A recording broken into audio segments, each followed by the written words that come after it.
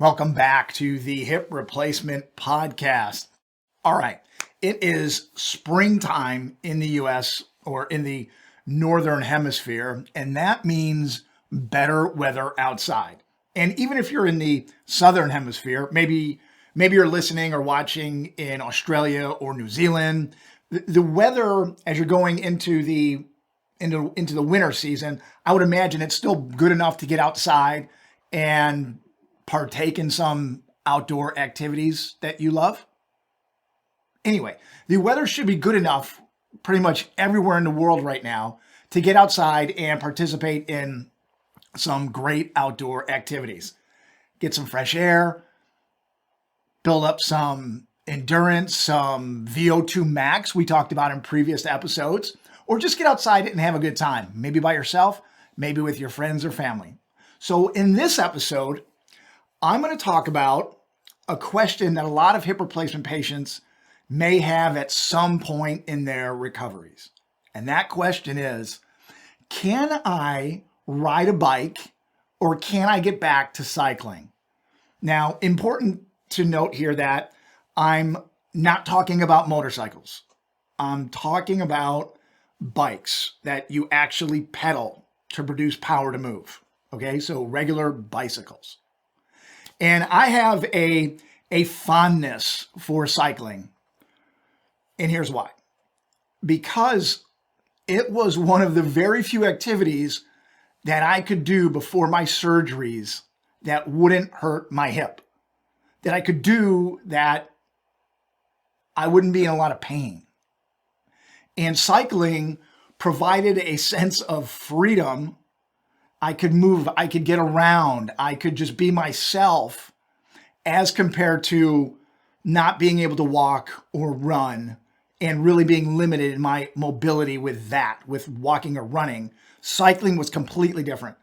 I could ride my bike as much as I wanted and not be in pain. So cycling is something I fell in love with a long time ago, and it's because I was simply able to do it. And it gave me a sense of freedom.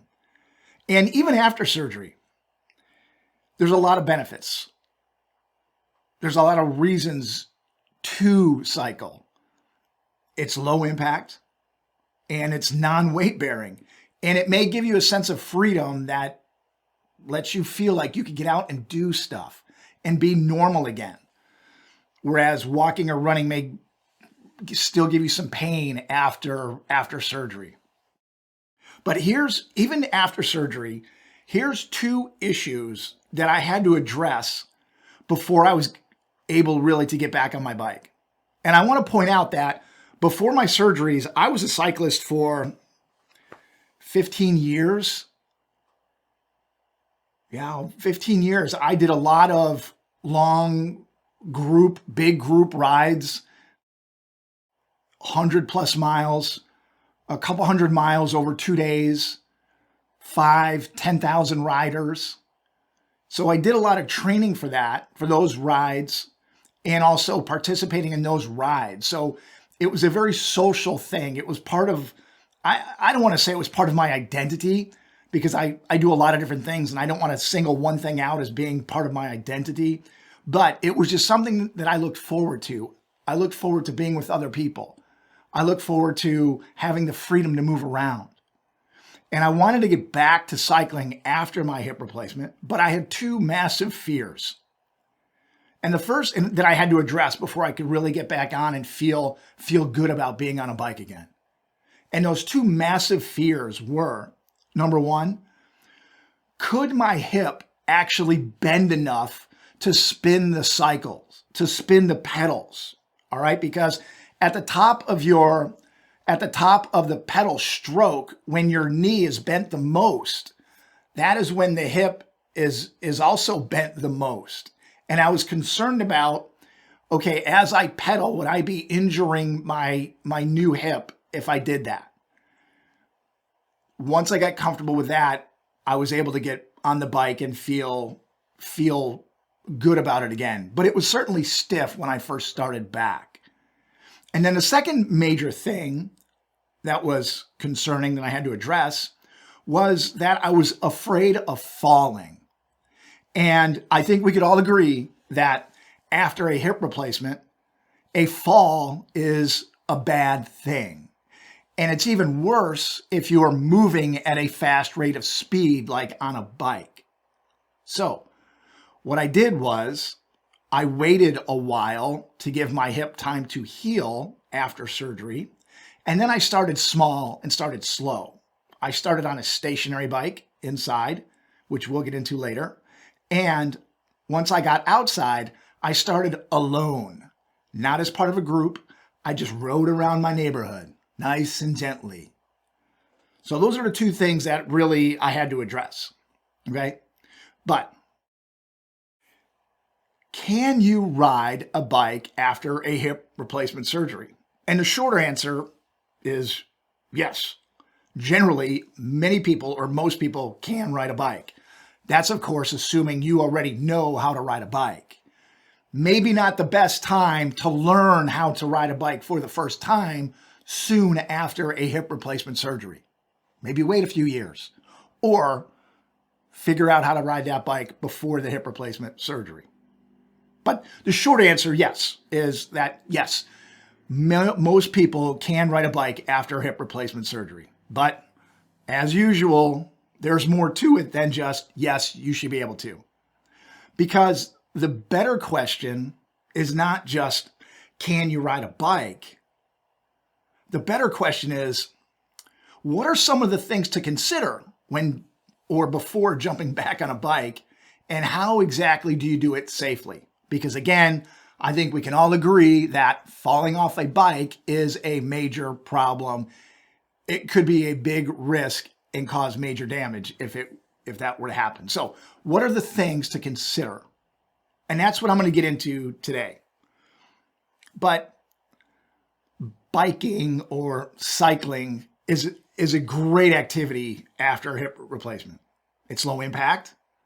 It can help you build strength. It can improve mobility, get that hip moving a little bit.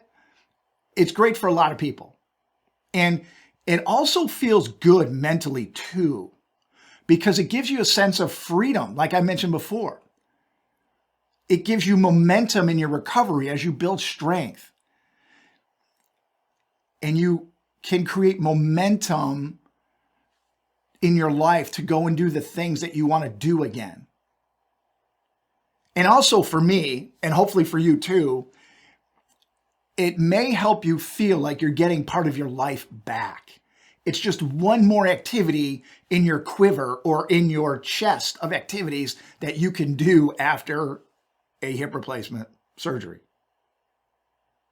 Plus, I found that riding a bike or cycling to be a very social activity.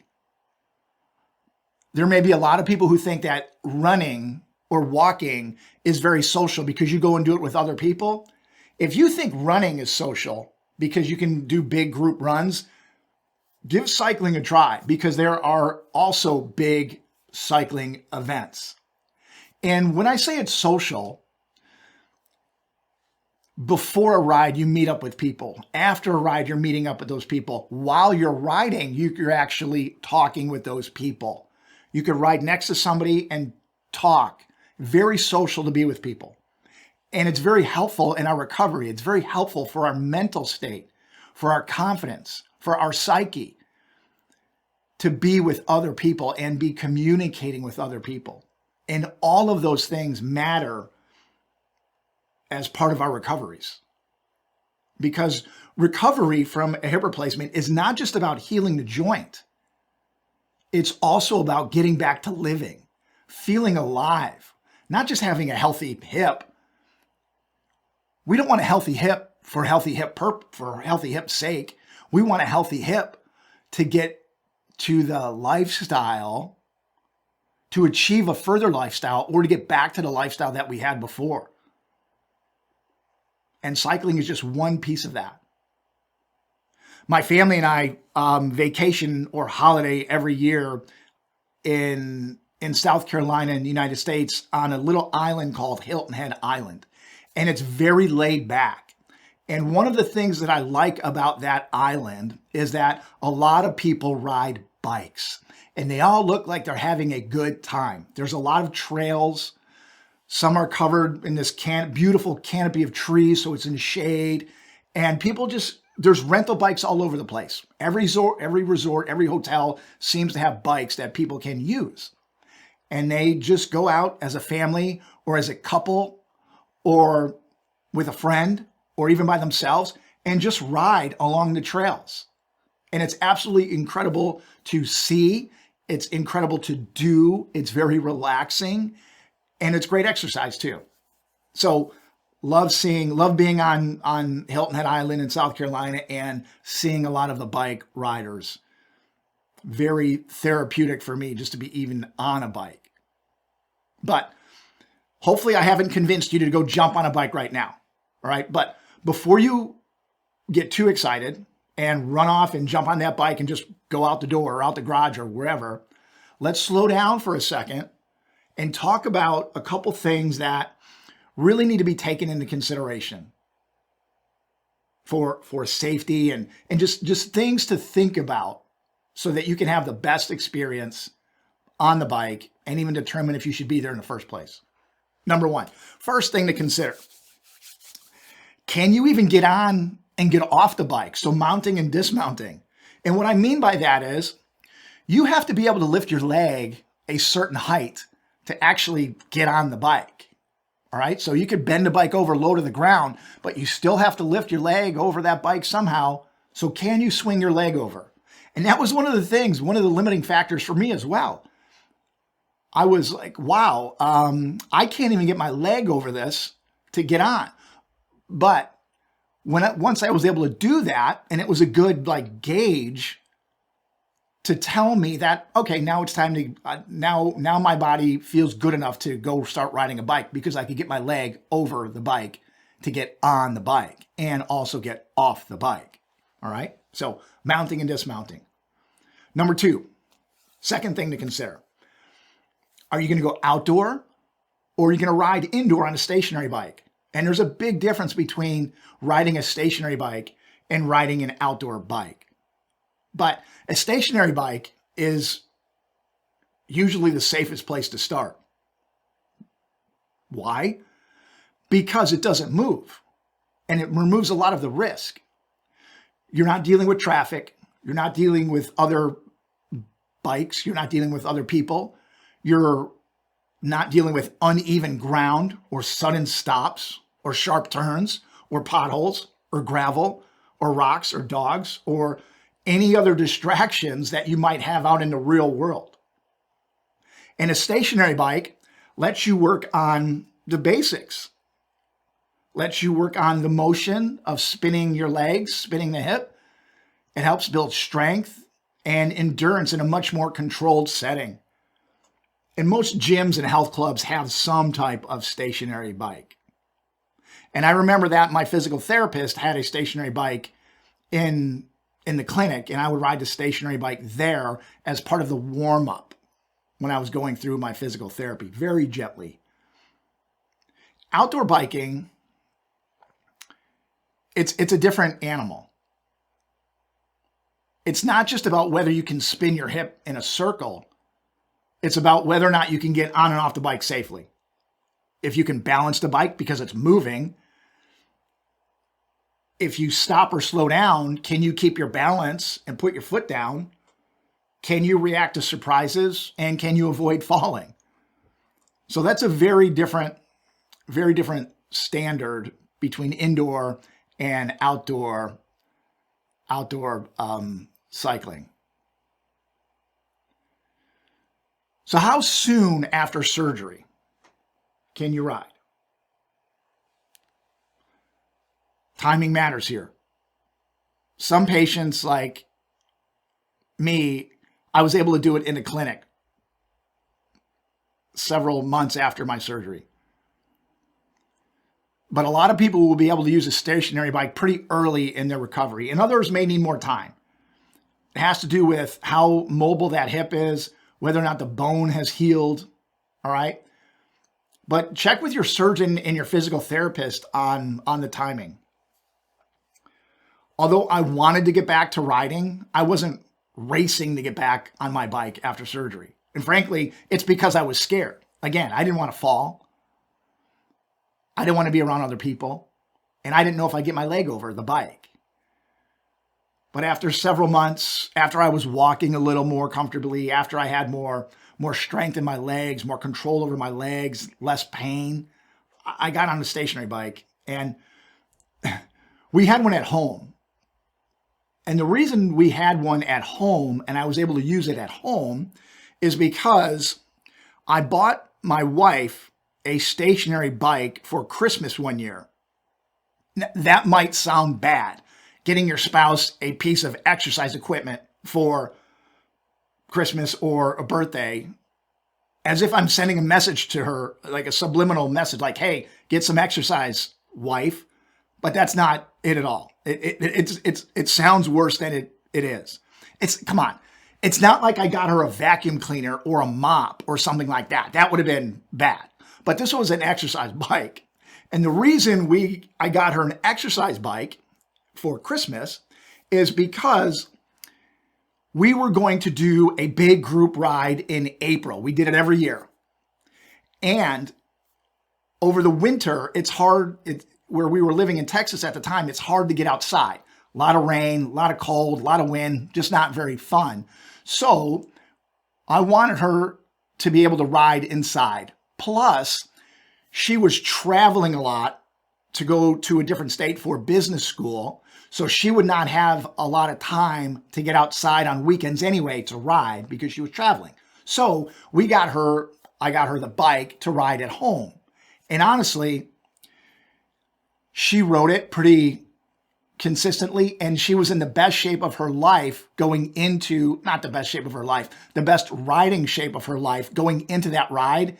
And she was a much stronger rider that year than I was. So the bike worked. Please don't give me a hard time about getting my wife a piece of exercise equipment. I know it sounds bad, but it's something she wanted. It's something she used, and she crushed me in the ride outside that year. All right. So please don't send me nasty messages about getting my wife a piece of exercise equipment, please.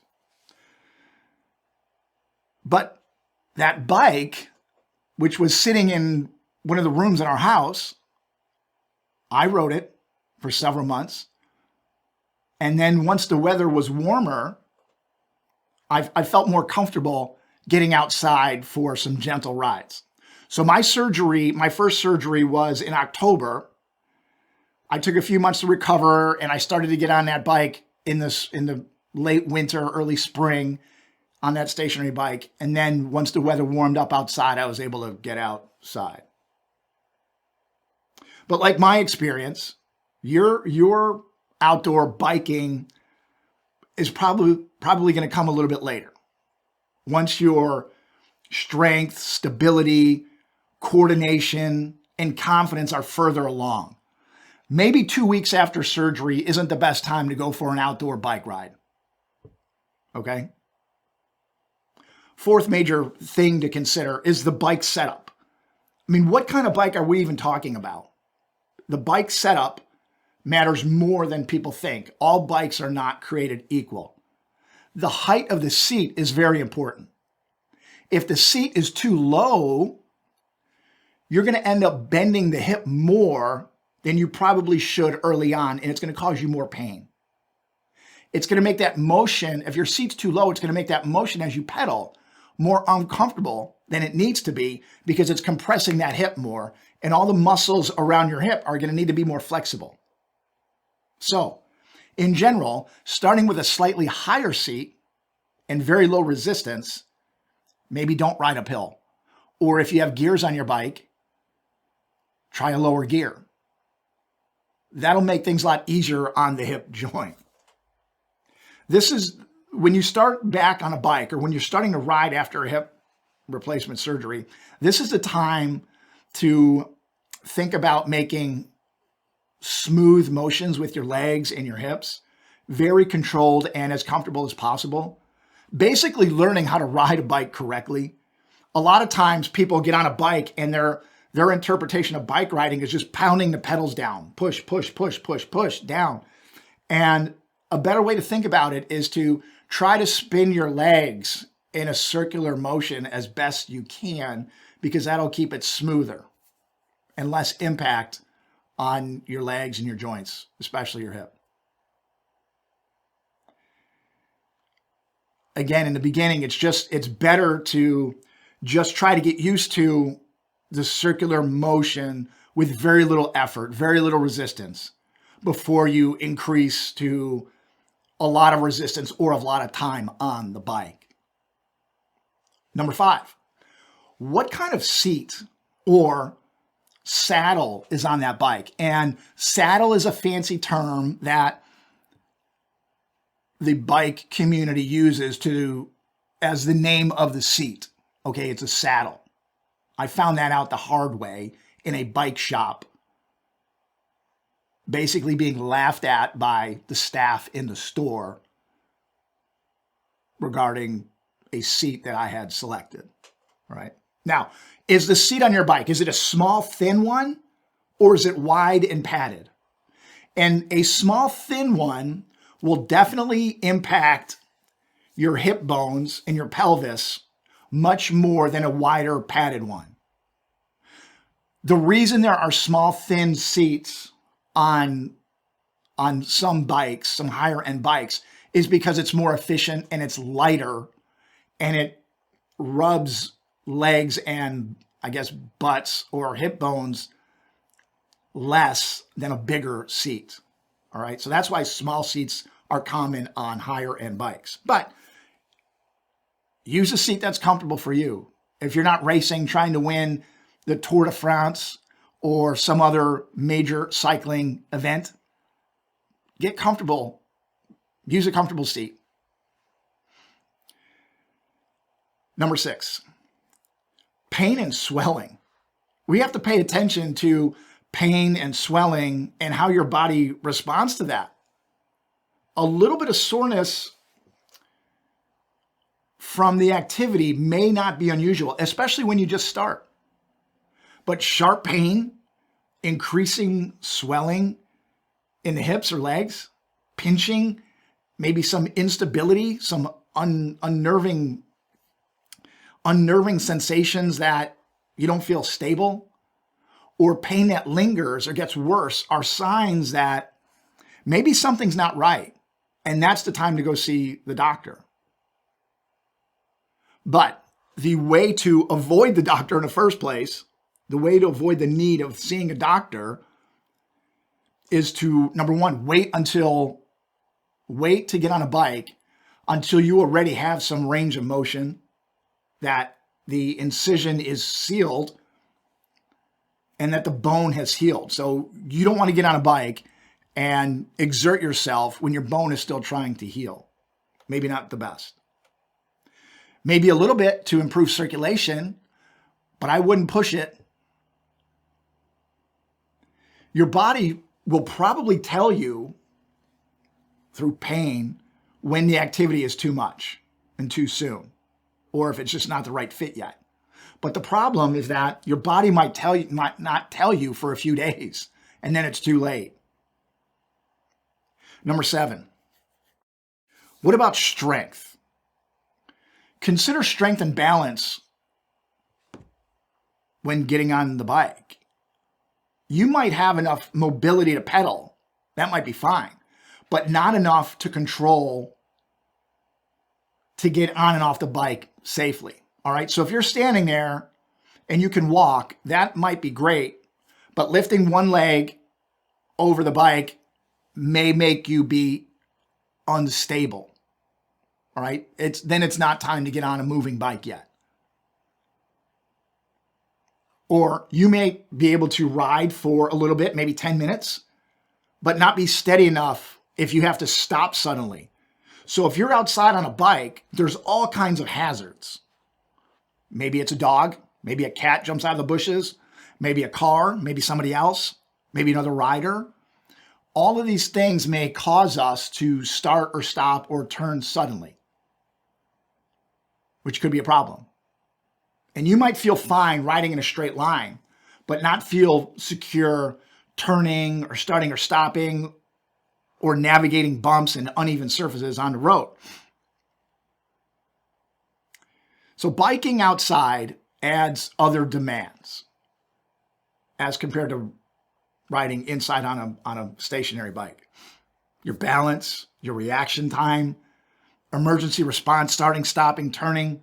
These are all part of the equation of riding outside. I'm not saying don't do it. I'm saying go slow when you start and don't start until you're further along, at least outside. And when I say further along, probably a couple months. Number 8, what kind of ride are we even talking about? Not only are they different types of bikes, but there's also different types of rides, different types of biking. Are we talking about a comfortable ride on a stationary bike or a casual spin on a flat, smooth surface? Are you on smooth pavement or rocky gravel with bumps that could jolt your body? When I was doing one of my Ironmans in Arizona, the road that we were on was so bumpy that for almost the entire ride on this section, about a 40-mile section, 3 different times, 30-mile section, 3 different times, my bike was vibrating so much that my hands and arms were numb from holding onto the bike. The bike was vibrating because the road was so bumpy. That was okay for me. I mean, I did not enjoy it, don't get me wrong, but that was years, 5, 6, 7 years after my hip replacement surgeries. I would not even attempt that early on because I would have been in severe pain from the vibrations. Another thing to consider is how are you attached to the bike, if at all? And when I say attached, you have a couple connection points. You have your hands, obviously, you have your butt on the seat, and then you have your feet on the pedals. And when I say attached, I mean, are your feet attached to that bike with cages that your feet go into or with some type of clip? And if you're watching on YouTube, I'm holding up one of my cycling shoes, and the way these shoes work is that there are clips on the bottom of these shoes, and they attach to special pedals that I have on my bike, on both the indoor stationary bike that we have and my outdoor bikes. And the reason people use these is for efficiency. So not only do you produce power when you push down on the pedals, but you produce power as you pull the pedal back and up and around. And because this is attached to the bike shoe is attached to the bike, I'm able to produce power no matter where my foot is in this cycle of turning the pedals, okay?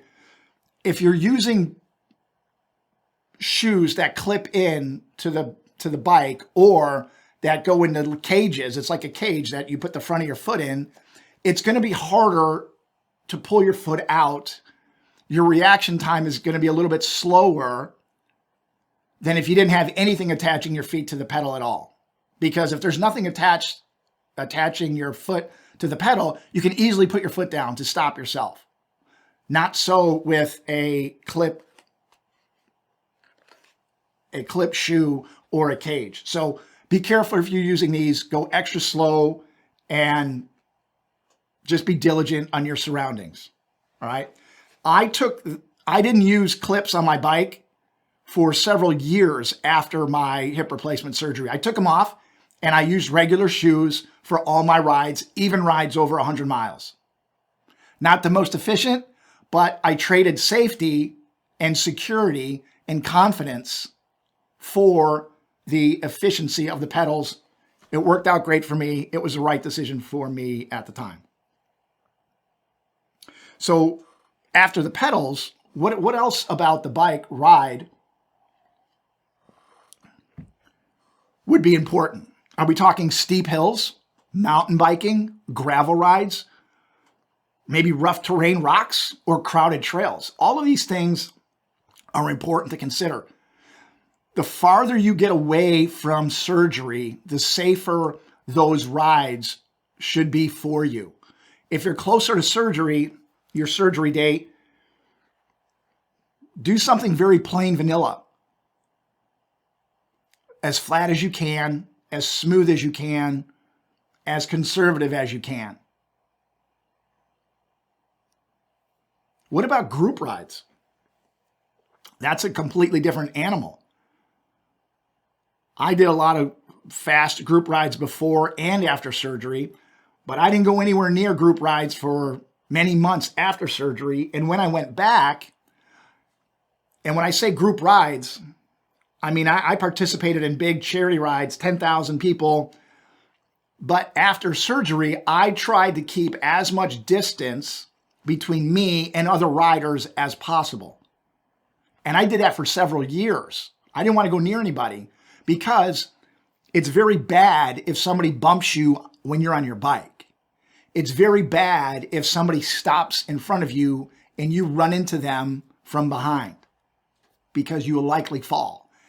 And like we said, the last thing you want is a fall on a bike. So if you want to participate in group rides, keep your distance and wait as long as you can after surgery before you jump back into those. What about the distance of a ride? What are we talking about? Are we talking 20-minute ride or a couple miles? Or are we talking 50 miles or 3 hours? These are much different experiences. I've done a lot of 100+ mile rides, but none of them were anywhere near the first few months of surgery. But consider this, when you're talking about distance or time on a bike, when you go out to ride, you may feel great while you're doing it, but then feel terrible for days afterwards. So be careful. Think ahead. Think about what your body's going to feel like over the next few days. And don't just go further and faster because you feel good right now. As you start riding the bike, go gentle, go short. Number 10, what about other people being around you? Are you moving fast or slow? The faster you move, the more risk you have. And what's the experience of the other riders? Are they good at this? Do they normally ride in a group? Have you ridden with them before? And be careful with kids. Kids are about as unpredictable on bikes as possible. So be extra careful around kids if you're on your bike. Even to this day, when I take my daughters out for bike rides, I keep a distance away from them because they have the best intentions, but they're not really paying attention most of the time. They're looking around. They're not riding in a straight line. So they may move a few feet left or right and create a problem. So I try to keep, 5-10 feet between us and them, between me and my kids as much as possible. So be careful. Be careful with other people around. And when I started back up, again, I started riding inside on a stationary bike. But then when I went outside, I was by myself, just in my neighborhood. And then when I eventually went back to these charity rides, like I said, these big 5,000, 10,000 group, these 5 or 10,000 people in these group rides, I kept my distance. Falling would have been the worst case scenario, and it's easy to fall if you bump into someone else. Number 11, what about special kinds of bikes? And I've seen some articles and some social media posts about child seats. So that's where you put a seat on your bike to carry a child or to take your child for a bike ride. And I would recommend waiting until you've ridden a couple times after your hip replacement surgery by yourself, because you're just adding more risk and you're putting someone else in danger, or you're having to you may have to put yourself in a situation to decide whether or not to fall or make a sudden move do you risk a hip injury or do you risk hurting the child? So maybe best to wait for several months or as long as you can before you have somebody else strapped to your bike. I'm not saying it can't be done. I'm saying be careful and wait as long as you can before you bring someone else on your bike. What about tandem bikes? And if you don't know what a tandem bike is a two-person bike. That's where somebody rides in front and somebody rides in the back. And this could be a little bit unpredictable. I've seen a lot of these things, and what typically is it's two spouses on a bike and they're riding. And frankly, that's a lot of love and trust. But what's important on these bikes is that communication is key, because one person can cause both people to fall down on the bike. So just make sure you're communicating, you're turning the same way, you're leaning the same way on a bike, you know when the front person is stopping. So if you're going to get on a tandem bike, communication is key. But certainly two people on a bike who are both riding and pedaling can ride much faster than one person pedaling. So what's the smart approach to bike riding after a hip replacement? Number one, start with clearance from your surgeon or physical therapist. Then, if you're cleared, start small, start controlled, start easy, start short. Try to use a stationary bike first. Make sure the seat is positioned high, use low resistance, and don't stay on that bike long. And pay attention to how you feel during the ride and later that day and the next day to make sure you don't overdo it. And if things go well, then just gradually build. There's no need to overdo it all in day one and then set yourself back a few weeks or a few months. Move gradually through a progression of longer or more challenging rides. Because the goal is not to prove something. The goal is to recover well. Not to win a race yet. So can hip replacement patients ride a bike after surgery? Yes, of course. Many can. And for a lot of people, biking can be an excellent activity, maybe one of the best, after a hip replacement surgery. Again, the real question is not just, can you do it with that new hip? The real question is, can you do it safely, confidently, and in a way that helps you recover instead of hurting yourself? Safety and progression, getting better and stronger and more mobile. That's the standard. That's the goal. And that's how you keep moving forward. Thanks for listening to the Hip Replacement Podcast.